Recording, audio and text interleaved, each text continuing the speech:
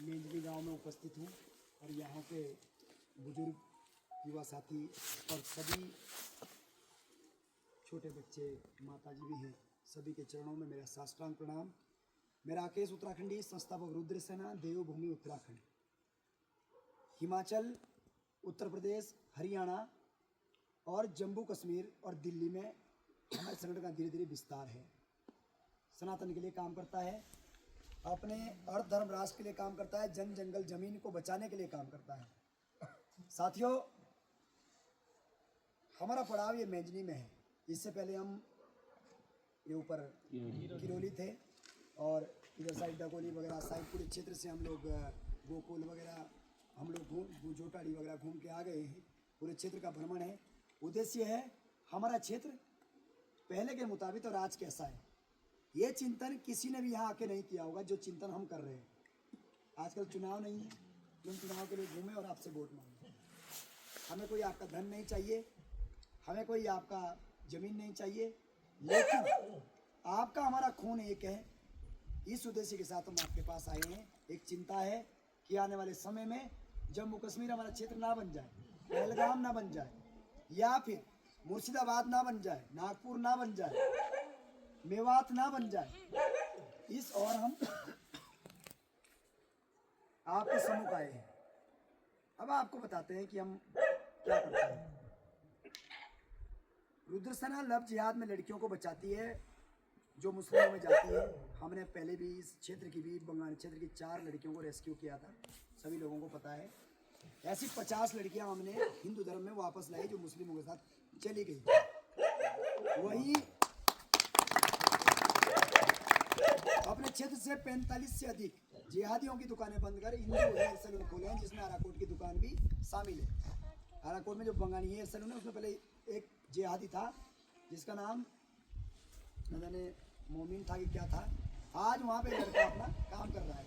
ऐसे सावड़ा, चाहे वो फिर कोटी, चाहे फिर कथियान या फिर अटाल, सैया, पूरे क्षेत्र से पूरा सफाई किया है। क्षेत्र थोड़ा दूरस्थ है, हम लोगों की कनेक्टिविटी कम है, इसलिए कई लोग मेरे बारे में जानते होंगे, कई नहीं जानते होंगे। उनको मैं अब बताता हूँ हम क्या करते हैं। जौनसार बावर एक जगह पड़ती है जो ये सामने है। यहाँ पे पहले एक ही बंगाल क्षेत्र की नजदीकी है। 2016 में देव बकरे को चोरी कर लिया। 4 मासू को सभी लोग मानते हैं, हम सबके कुल देवता हैं, आपके भी हैं, हम सबके हैं। उस उद्देश्य के साथ हम अलग नहीं, हम सब एक परिवार है। बोलो महासू देवता की जय। तो जब महासू देवता की जय बोलते हैं तो हम अलग नहीं है, हम एक ही हो जाते हैं, हम सब एक हैं।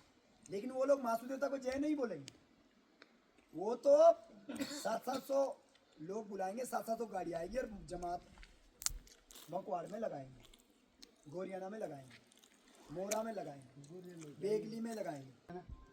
तो कुल मिला के हमारा उद्देश्य साफ है।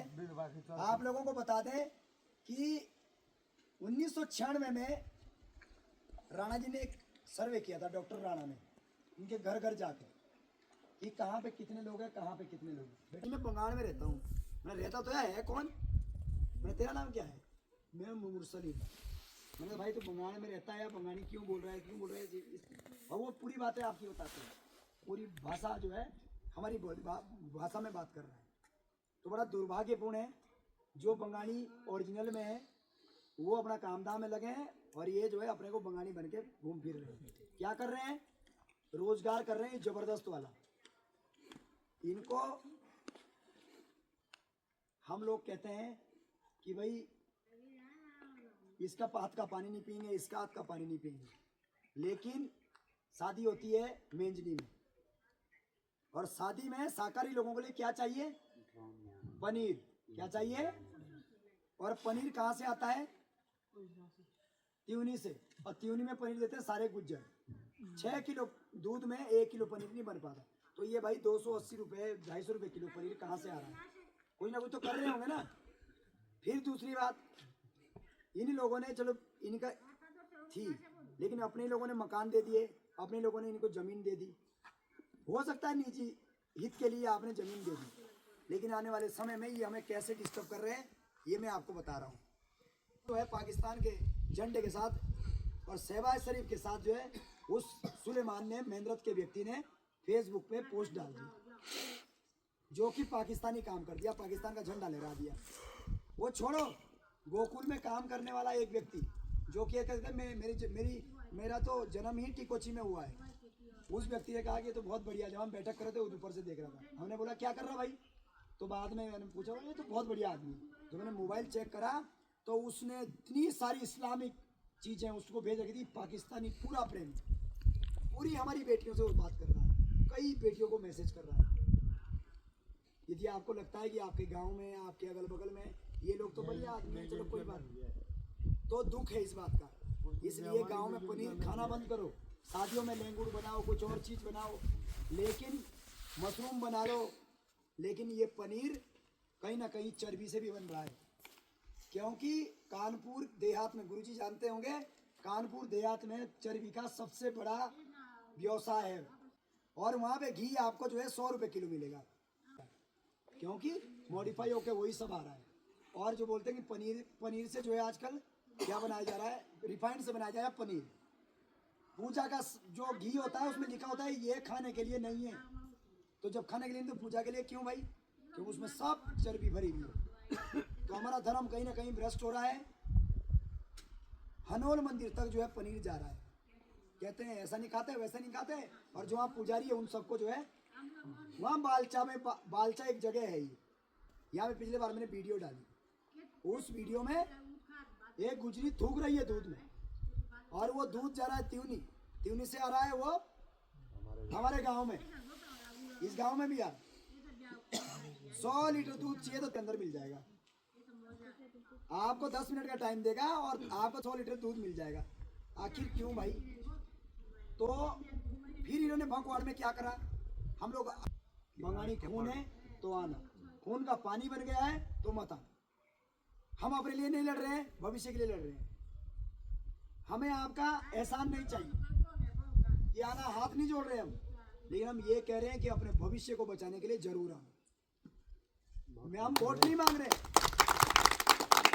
आपके सामने वोट नहीं मांग रहे, बाबूजी वोट दे दो, बाबूजी वहाँ किरोली तप्पड़ चल जाओ, कोई एहसान नहीं है। आने वाले समय में 60 साल में आप बोलोगे वाह भाई, ऐसे भी घूमते रहते हैं, कल विकास और जाओ, कल कालसी जाओ, कल त्यूनी जाओ, घूमो फिरो और पाछा के आओ पची मेली, घूमो फिरो पची आ मेली, पैसे रुपये कोने और आना पची कि तो 2-4 आदमी आओ ना के क्षेत्र में तुम्हें खेल ले, ओके खेल ले, 2-3 आदमी जाने विकास नगर दे ताश खेल दे, या फिर आरा कोट ताश खेल दे, दारू पी दे और आना पची मेली। लेकिन जो ओरिजिनल काम है, जो पुस्तकों के लिए होना है, उसके बारे में सोचो। आज भंकवाड़ में 70% मकान सरकारी जमीन पे हैं, कौन छुड़ाएगा उसे? राकेश उत्तराखंड ने ठेका नहीं ले रखा तुम्हारा, तुम लोगों को खुद खड़ा होना पड़ेगा। आज मैं मर गया, मेरे लिए तो दुनिया भर की बातें हैं, मैं तो गनर साथ में बार बार जो कहते हैं कि राकेश उत्तराखंड पता नहीं कहाँ मार देगा, लेकिन मैं कह रहा हूँ मैं मर गया फिर क्या करोगे भाई? क्या इनको फटने दोगे? मेरी आत्मा भी रोएगी कि जिनके लिए मैं लड़ रहा था वो लड़ ही नहीं रहे, जिनके लिए मैं लड़ रहा था उनको दर्द ही नहीं हो रहा। तो इसलिए कड़वी बातें हैं, कड़वे में कीड़े नहीं पड़ते, मीठे में कीड़े पड़ते हैं भैया। इसलिए किरोनी बुला रहे हैं कि कल वहाँ भी उसका मजिस्ट्रेट होता है, कल वो उसकी पूरी जांच करेगा, जितने मकान फर्जी तरीके से गुजरों ने बनाए उस मकान को तोड़ेगा, और जितनी बंजर जमीनों ने कब्जाई उसको छुड़ाएगा। जो हमारी घास की बसेरी है या जंगल है जो उन्होंने कब्जा रखा, बार मकान के बाद वो बाड़ा बना रखा है, वो बाड़े जो मकान है उसी पे रहेगा, बाहर नहीं जाएगा। जब बनाए तो इसकी जो बुनियाद थी वो पत्थर इधर उधर हो गया, और उस गुज्जर ने क्या करा, उनने अपना डेरा उसके ऊपर बना दिया। अब वो डेली क्या क्या खा रहा, क्या क्या पी रहा, सबको पता है। पूरे के पूरा उन लोगों ने जमात, परसों 700 गाड़ियां थी भंकवाड़ में, जो दिल्ली बॉम्बे पता नहीं कहाँ के लोग थे, और हम मेंजनी से जो है किरोली तपड़ नहीं जा पाएंगे। तो इसलिए आप लोगों से मैं आपका बच्चा हूँ, मैं आपका बच्चा हूँ, आप लोगों से समर्थन की मांग करते हैं। आइए और भविष्य को बचाने का काम करें। यदि मजबूत तरीके से हमारी बात को सुना, जितने अधिक लोग होंगे उतनी अधिक मजबूत बात होगी। मोरी थानाध्यक्ष ने हमारी बात को समझा, तो फिर दोबारा से कोई बुर्का नहीं पहन पाएगा, कोई दोबारा से फिर जमाती नहीं आ पाएगा, कोई दोबारा से फिर छोटे पजामे वाले वहां सिखाने नहीं आ पाएंगे। और जितने हैं वो भी धीरे धीरे खिसकने चालू हो जाएंगे जब आप सब जाग जाओगे, जब काम नहीं बुलाओगे, गोबर नहीं, पूरी तरीके से वेरीफाई जो अवैध मकान बनाए वो टूटे, अवैध मदरसा मस्जिद टूटे, बाहर की जमात बंद हो और पूरी तरीके से जो इन्होंने सरकारी जमीन वहां कब्जाई है वो मुक्त हो। इसी के साथ मैं अपनी वाणी को विराम देता हूँ। भाई जी नंबर